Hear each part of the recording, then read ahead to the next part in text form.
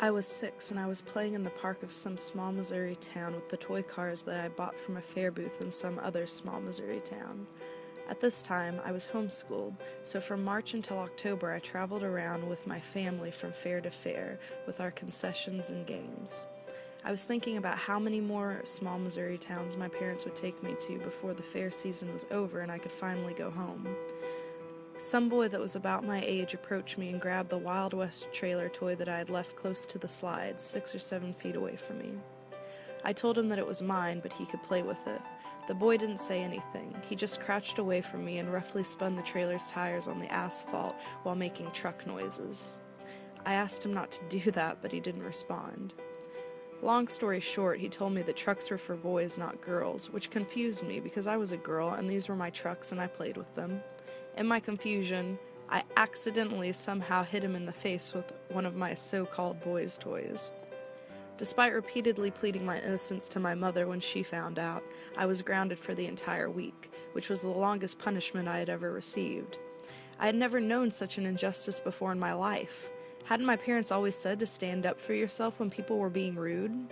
Maybe they hadn't said it to me directly, but I always heard them tell my older brothers that growing up, so it applied to me too, didn't it? Apparently not. It became apparent that I wasn't meant to stand up for myself in the same way that my brothers did, when my mother said to me on the evening of Grounded Day 1, "Bailey, I don't know what's come over you. You're such a good girl. Girls don't hit people." I had had a creeping suspicion that there was something substantially different between boys and girls, and this incident just brought it to life and reinforced it. I had seen my boy cousins and brothers punch each other all the time with no real repercussion. They weren't told not to fight. Girls never came up to them on the playground and told them that they weren't allowed to play with their own toys. I was confused. I was heartbroken. "That's just the way it is," my dad would say with a smirk whenever I questioned him about the double standards between boys and girls.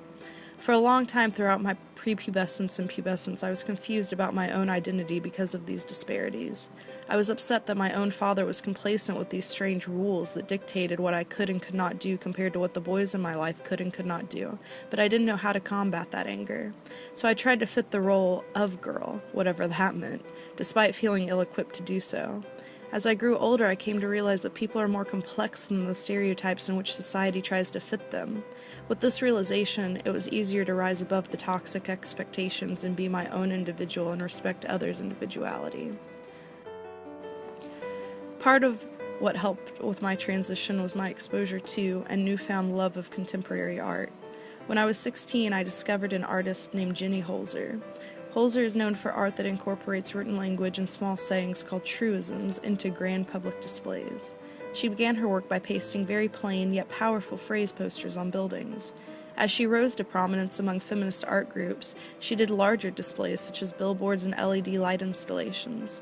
Some of the truisms are her own writing, and a lot of them are by others taken out of context to give new meaning. The words I read filled me with a feeling of being understood.